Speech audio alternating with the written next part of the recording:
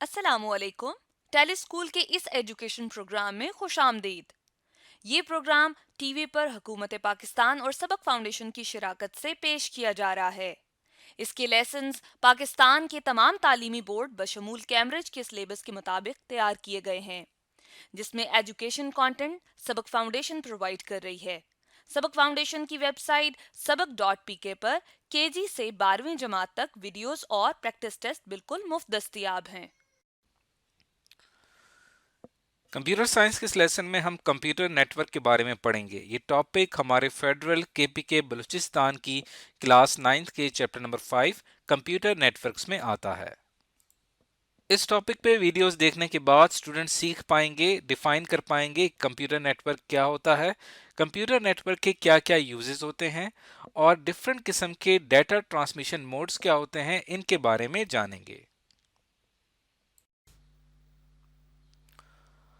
आज के कंप्यूटर के लेसन और इससे मुंसलिक वीडियोस को घर बैठ के देखने के लिए आप सबक.pk की वेबसाइट पे जा सकते हैं। यहाँ पर तमाम बोर्ड्स की 9वीं से 12वीं जमात तक कंप्यूटर साइंस के सारे टॉपिक्स पर वीडियोस और प्रैक्टिस टेस्ट बिल्कुल मुफ्त मौजूद हैं। इनके जरिए आप अपने कॉन्सेप्ट्स को पुख्ता करके इम्तहानात में शानदार नंबर हासिल कर सकते हैं।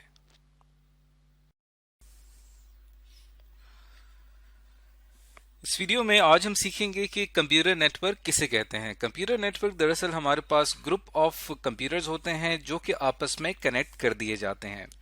अभी जो कंप्यूटर्स आपस में कनेक्ट होते हैं इनके साथ कुछ हार्डवेयर डिवाइसेस भी कनेक्ट होती हैं जिनको हम कंप्यूटिंग हार्डवेयर डिवाइसेस कहते हैं, और इनको जो आपस में लिंक किया जाता है वो हम किसी भी वायर के जरिए इन कंप्यूटर्स को आपस में कनेक्ट कर सकते हैं या बगैर किसी वायर के, जिसको हम वायरलेस कम्युनिकेशन कहते हैं, उसके जरिए हम इन कंप्यूटर्स को आपस में कनेक्ट करते हैं और ये मिलके बनाते हैं एक कंप्यूटर नेटवर्क। कंप्यूटर नेटवर्क का मकसद क्या होता है? मकसद ये होता है कि ये तमाम कंप्यूटर्स आपस में कम्युनिकेशन कर सकें। कम्युनिकेशन का क्या मतलब है कि एक कंप्यूटर अपना डाटा दूसरे कंप्यूटर तक शेयर कर सके, यानी कंप्यूटर के जो मेन रिसोर्सेज हैं, जिनको हम जो किसी भी कंप्यूटर्स में ये दो मेन रिसोर्स होते हैं, एक उसका हार्डवेयर और एक उसका सॉफ्टवेयर। अब ये जो रिसोर्स होता है हर कंप्यूटर सिस्टम का, इस कंप्यूटर सिस्टम के इस रिसोर्स को मजीद कंप्यूटर्स भी इस्तेमाल कर सकें, उसके लिए हम क्या करते हैं कि इस कंप्यूटर को दूसरे कंप्यूटर के साथ कनेक्ट कर देते हैं और इसी तरह इन कंप्यूटर्स की एक चेन बनती जाती है और ये तमाम मिलकर एक कंप्यूटर नेटवर्क बनाते हैं।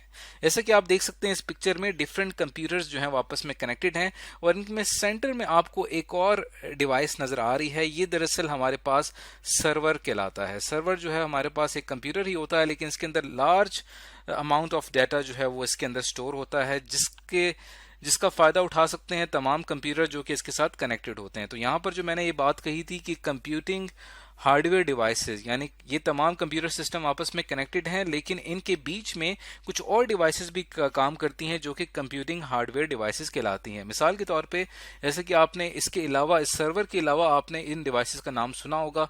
जैसे कि हम कंप्यूटर्स, जब भी हमने किसी कंप्यूटर नेटवर्क से कनेक्ट होना होता है तो हम उसके राउटर के जरिए से कनेक्ट होते हैं, या आपने एक और डिवाइस इस्तेमाल की होगी स्विच, ये भी हमारे पास एक एग्जांपल है कंप्यूटिंग हार्डवेयर डिवाइस की। और इसके अलावा मॉडेम जो है वो इस्तेमाल होता है जो कि हमारे इंटरनेट से आने वाले सिग्नल को हमारे कंप्यूटर तक पहुंचाता है। अब ये डिवाइसेस, इनकी तफसीलात हम आगे चल के पढ़ेंगे, लेकिन इस वीडियो में हम सिर्फ ये जानेंगे कि कंप्यूटर नेटवर्क किसे कहते हैं। अब हम इसकी कुछ एग्जाम्पल ले लेते हैं। लेट सपोज आपने अगर घर में कोई नेटवर्क यूज कर रहे हैं तो इस नेटवर्क में ये जो होम नेटवर्क है इसके अंदर आप देखिएगा किस तरह से कंप्यूटर जो हैं वो आपस में कनेक्टेड हैं। पहली एग्जांपल इसके अंदर ये है कि हमारे पास जो इंटरनेट सर्विस प्रोवाइडर, जिसको हम आईएसपी कहते हैं, यहाँ से हमारे पास इंटरनेट आ रहा है और ये इंटरनेट जो है ये हमारे पास दरअसल किसी भी कम्युनिकेशन मीडियम के जरिए आ सकता है। वो ऑप्टिकल फाइबर भी हो सकती है, या वो कोई कोएक्सियल केबल भी हो सकता है, या कोई टेलीफोन लाइन भी हो सकती है। इसकी भी तफसीलात हम आगे चल के पढ़ेंगे। अब जब यहाँ से हमारे पास जो इंटरनेट का सिग्नल आ रहा है वो दरअसल एनालॉग फॉर्म में है, तो यहाँ पे हमने एक और डिवाइस से जो है वो कनेक्ट की हुई है। इंटरनेट की वायर जो है वो आके एक डिवाइस से कनेक्ट हो रही है। इस डिवाइस को कहते हैं मॉडेम।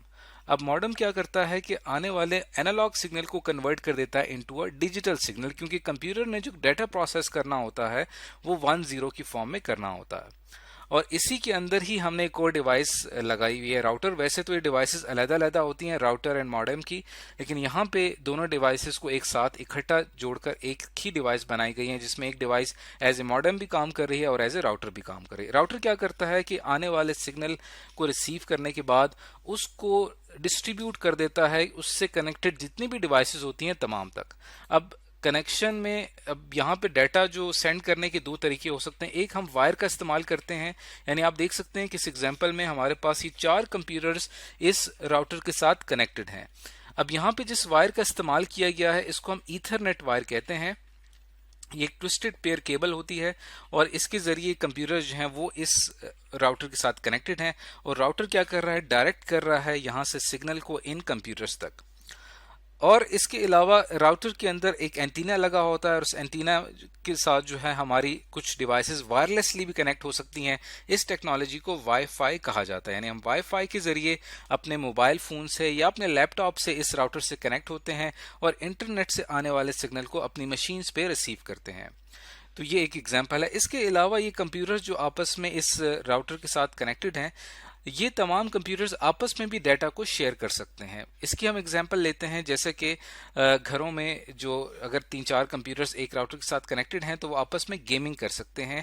یعنی ایک کمپیوٹر جو ہے وہ اس کے اندر آپ کوئی بھی گیم انسٹال کر دیں اور اس گیم کے اندر ایک کمپیوٹر جو ہے وہ ایز اے سرور کام کرے گا اور باقی کمپیوٹرز جو ہیں وہ اس کے ساتھ کنیکٹڈ ہو جائیں گے اس راؤٹر کے تھرو, اور باقی کمپیوٹرز ایز اے کلائنٹ کام کریں گے. یعنی یہ کمپیوٹر جو ہے وہ یہاں پہ ایز اے سرور کام کر رہا ہے. تو اس سے کیا ہوگا کہ تمام کمپیوٹرز آپس میں گیم کھیل سکیں گے.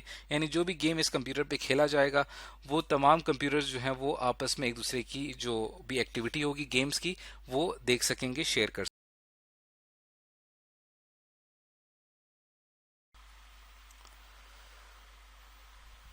اس ویڈیو میں ہم کمپیوٹر نیٹ ورک کے ایڈوانٹیجز یعنی اس کے فائدے اور ڈس ایڈوانٹیجز یعنی اس کے نقصانات کے بارے میں جانیں گے.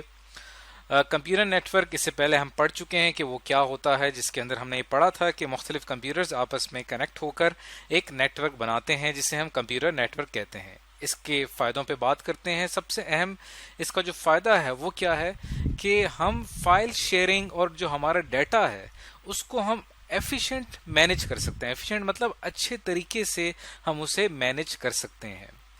اب اس کا کیا مطلب ہوا؟ اس کا مطلب یہ ہوا کہ ہمارے جتنے بھی کمپیوٹرز ہم استعمال کر رہے ہوتے ہیں اپنے نیٹ ورک میں, اس میں ہمارے پاس جو سب سے امپورٹنٹ چیز ہوتی ہے وہ ہوتا ہے ان کمپیوٹرز میں موجود ڈیٹا. اور وہ ڈیٹا جو ہوتا ہے مختلف فائلز کی صورت میں ہوتا ہے. وہ کوئی بھی فائلز ہو سکتی ہیں, وہ کوئی امیج فائل بھی ہو سکتی ہے, وہ کوئی ڈاکومنٹ فائل بھی ہو سکتی ہے. اب ہم نے کیا کرنا ہوتا ہے, اس ڈیٹا کو مینج کرنا ہوتا ہے, یعنی کہ ہم نے اس ڈیٹا کا استعمال اچھے طریقے سے کرنا ہوتا ہے. تو اس میں یہ ہم اس طرح کرتے ہیں کہ جب بہت سارے کمپیوٹرز آپس میں کنیکٹ ہو جاتے ہیں تو اس سے یہ ہوتا ہے کہ جو ڈیٹا ہے وہ ایک دوسرے کا آپس میں شیئر ہو سکتا ہے. اس سے یہ ہوگا کہ ڈیٹا کو مینج کرنا ہمارے لیے زیادہ آسان ہو جائے گا. اب اس پکچر میں آپ یہ دیکھیں, اس پکچر کو دکھانے کا مقصد یہ ہے کہ یہاں پہ آپ کو ایک کمپیوٹر نیٹ ورک کام کس طرح کرتا ہے اس کا آپ کو ایک تھوڑا سا آئیڈیا ہو جائے. یہاں سے دیکھیں, یہاں پہ ایک ورڈ یوز ہوا ہے, ایک کمپیوٹر آپ کو یہاں پہ دکھایا گیا ہے جس کا نام ہم نے رکھا ہے ریموٹ کلائنٹ.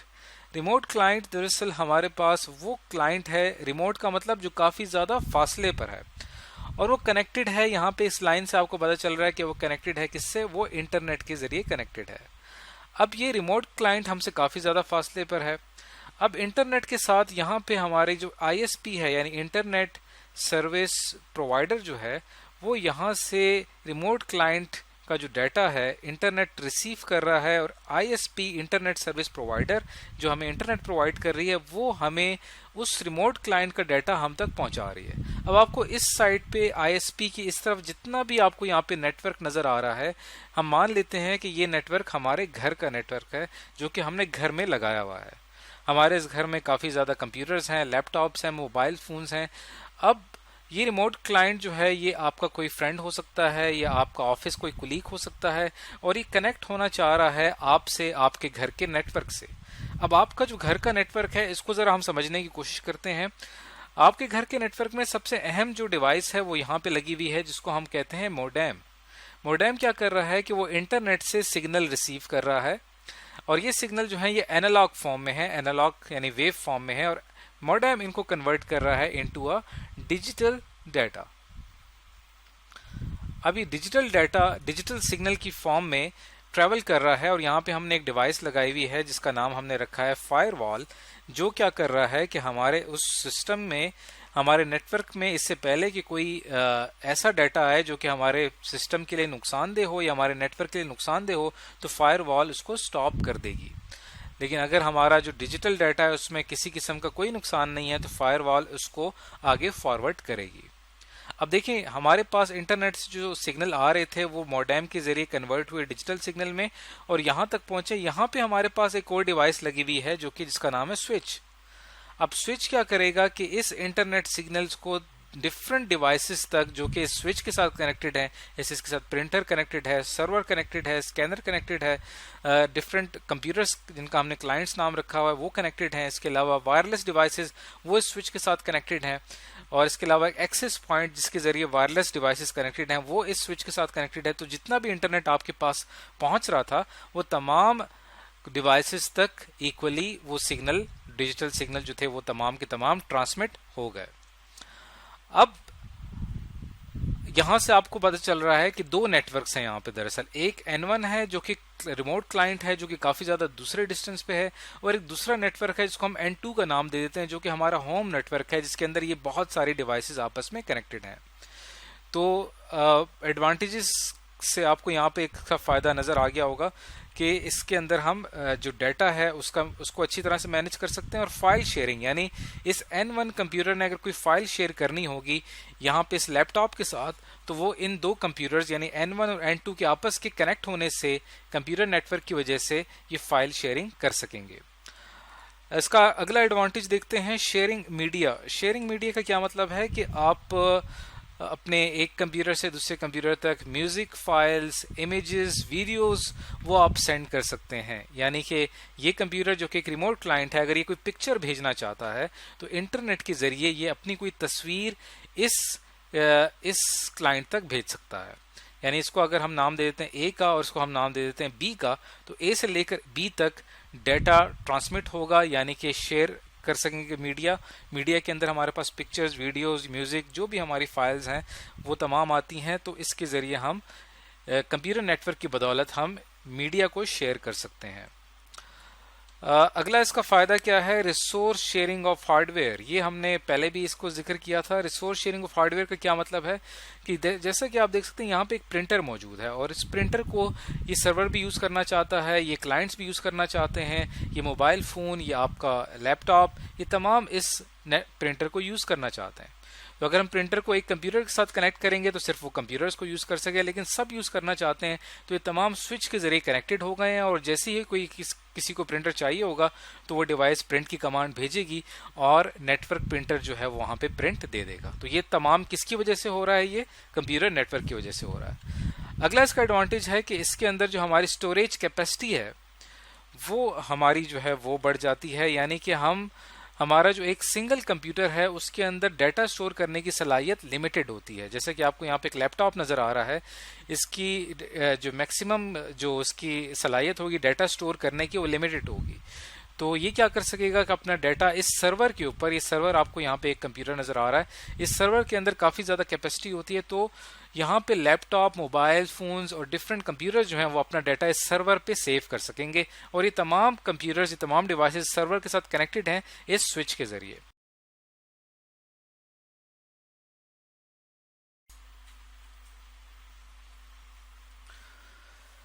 اس ویڈیو میں ہم transmission modes of computer net work کے بارے میں پڑھیں گے، یعنی کمپیوٹر نیٹ ورک کے اندر ایک ڈیوائس سے دوسری ڈیوائس تک ڈیٹا کن طریقوں سے جا سکتا ہے، جسے ہم ٹرانسمیشن موڈ کہتے ہیں۔ ٹرانسمیشن موڈ کہتے ہیں کہ ہمارے پاس وہ میکینزم، وہ طریقہ کار، اس کے ذریعے ہم کیا کرتے ہیں، ڈیٹا کو ٹرانسفر کرتے ہیں بٹوین ٹو ڈیوائسز، دو ڈیوائسز کے درمیان میں۔ اب جیسے کہ لیٹ سپوز ہمارے پاس ایک ڈیوائس ہے اے اور یہ ہمارے پاس ایک ڈیوائس ہے بی، اور یہ دونوں ڈیوائسز جو ہیں یہ آپس میں کیا ہیں، یہ کنیکٹڈ ہیں۔ تو کیا ہوگا کہ ڈیوائس اے سے ڈیوائس بی تک ڈیٹا ٹرانسمٹ ہوگا، لیکن ڈیٹا ٹرانسمٹ ہونے کا ایک موڈ ہوگا، ایک ایسا میکینزم ہوگا، ایک ایسا طریقہ کار ہوگا جس کے ذریعے ڈیٹا اے سے لے کر بی تک جائے گا۔ تو اس ویڈیو میں ہم نے یہی موڈز پڑھنے ہیں کہ وہ کون سے موڈز ہیں، وہ کون سے میکینزمز ہیں اس کے ذریعے ڈیٹا ایک ڈیوائس سے دوسری ڈیوائس تک جاتا ہے۔ تو ہمارے پاس ٹرانسمیشن موڈز میں 3 بیسک موڈز ہیں, 3 ٹائپس ہیں ٹرانسمیشن موڈ کی. ایک جسے ہم کہتے ہیں سمپلیکس موڈ, ایک جسے ہم کہتے ہیں ہاف ڈوپلیکس موڈ, اور تیسرا جسے ہم کہتے ہیں فل ڈوپلیکس موڈ. اب ہم باری باری ان تینوں موڈز کو پڑھیں گے اور ان کا مطلب جانیں گے. تو سب سے پہلے ہم سٹارٹ کرتے ہیں number 1, simplex mood. Simplex mood ہمارے پاس وہ طریقہ ہے, وہ میکینزم ہے, وہ طریقہ کار ہے جس میں ڈیٹا جو بھیجا جاتا ہے وہ صرف ایک ڈائریکشن میں بھیجا جاتا ہے. یعنی ڈیٹا سینڈ کیا جاتا ہے اونلی ان ون ڈائریکشن. ایک ڈیوائس ڈیٹا بھیجے گی, دوسری ڈیوائس ڈیٹا ریسیو کرے گی, اور دوسری ڈیوائس جو ہے جو ریسیو کرے گی وہ ڈیٹا کو واپس ریٹرن نہیں کرے گی. سمپل اس کا کام کیا ہوگا, ریسیو کرنا. اب ہم اس کی کوئی ایگزامپل دیکھتے ہیں. جیسے کہ آپ کو اس پکچر کے اندر نظر آ رہا ہے کہ یہاں پہ ایک ڈیوائس ہے سی پی یو, جو کہ کمپیوٹر کا برین کہلاتا ہے, جو کہ کمپیوٹر کے تمام آپریشنز پروسیس کرتا ہے.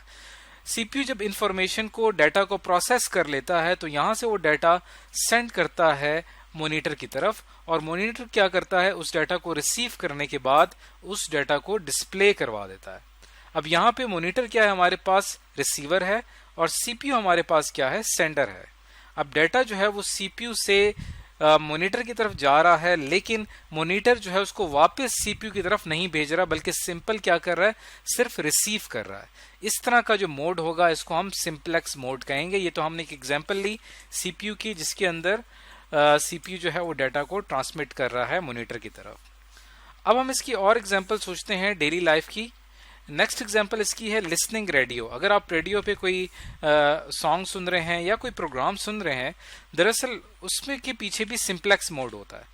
ریڈیو کے پیچھے کیا ہوتا ہے کہ ریڈیو کا جو ٹرانسمیٹنگ انٹینا ہے, وہاں سے سگنل ٹرانسمٹ ہو رہے ہوتے ہیں, اور وہ ٹرانسمٹ ہونے کے بعد آپ کی ریڈیو تک پہنچ رہے ہیں. اب آپ کا ریڈیو جو ہے وہ سمپل کیا کر رہا ہے, سگنلز ریسیو کر رہا ہے اور واپس ان کو ریٹرن نہیں کر رہا. یعنی اس کے اندر بھی ڈیٹا سینڈ ہو رہا ہے جو آپ کا مین اینٹینا ہے وہاں سے ریڈیو تک. تو اس کے اندر بھی جو ڈیٹا کی ڈائریکشن ہے وہ بھی ایک طرف ہے.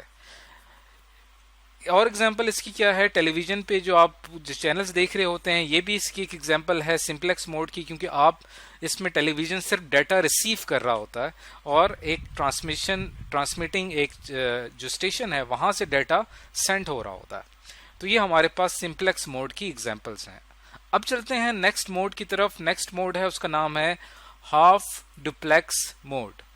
ہاف ڈوپلیکس موڈ میں کیا ہوتا ہے کہ ڈیٹا سینڈ ہوتا ہے بوتھ ڈائریکشن میں, یعنی کہ سینڈر جو ہے وہ بھی ڈیٹا کو سینڈ کر رہا ہے, سینڈر بھی ڈیٹا کو سینڈ کرتا ہے, اور ریسیور جو ہے ڈیٹا ریسیو کرنے کے بعد اس ڈیٹا کو واپس سینڈر کی طرف بھیجتا ہے. یعنی اس کے اندر جو ڈیٹا سینڈ ہوتا ہے وہ دونوں ڈائریکشن میں ہوتا ہے, جیسے کہ یہاں پہ لکھا ہوا ہے کہ data send in both direction, sender سے ریسیور تک اور پھر ریسیور سے سینڈر تک.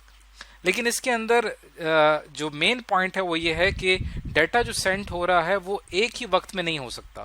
یعنی ایک وقت میں یا تو سینڈر ڈیٹا ریسیو کرے گا, اس دوران جب سینڈر ڈیٹا ریسیو کر رہا ہے تو ریسیور ڈیٹا سینڈ نہیں کر سکے گا. جب ڈیٹا مکمل طور پہ سینڈر کی طرف سے سینڈ ہو چکا ہوگا, پھر ریسیور کیا کرے گا, اس ڈیٹا کو جو اس نے بھیجنا ہوگا وہ واپس جو ہے وہ سینڈر کو بھیجے گا. اسی طرح ایک وقت کے اندر ٹرانسمیشن نہیں ہو سکتی, یا تو سینڈر بھیجے گا ڈیٹا یا ریسیور سینڈر کو ڈیٹا بھیجے گا. اس کی ایگزامپل ہمارے پاس کیا ہے, ایگزامپل سے ہمیں یہ بات صحیح طرح سے سمجھ میں آ جائے گی. ہمارے پاس ایک ڈیوائس ہوتی ہے جو کہ ہم شارٹ ڈسٹنس کے لیے استعمال کرتے ہیں, کمیونیکیشن کے لیے. اس ڈیوائس کو کہا جاتا ہے واکی ٹاکی. اس ڈیوائس میں کیا ہوتا ہے کہ جو آپ کا سینڈر ہے وہ ایک وقت میں جب بات کر رہا ہوتا ہے, اس دوران جو ریسیور ہے وہ بات صرف سن رہا ہوتا ہے, لیکن اس دوران ریسیور بات نہیں کر سکتا. اسی طرح جب ریسیور بات کرنا سٹارٹ کرتا ہے تو اس دوران سینڈر بات نہیں کر سکتا, یعنی ایک وقت میں ایک شخص بات کرتا ہے. تو یہ ایک ایگزامپل ہے واکی ٹاکی کی, جو کہ ہم شارٹ ڈسٹنس کے لیے, چھوٹے فاصلے کے لیے اس کو استعمال کرتے ہیں. اب چلتے ہیں تھرڈ ایگزامپل کی طرف, جو کہ ہے فل ڈوپلیکس, جس کے اندر ڈیٹا ٹرانسمٹ ہوتا ہے دونوں ڈائریکشن میں, لیکن ایٹ دا سیم ٹائم. یعنی سینڈر ایک وقت میں, جو سینڈر ہے وہ ایک وقت میں بول بھی رہا ہے, اور ریسیور جو ہے اسی وقت اس کا رپلائی بھی کر رہا ہے.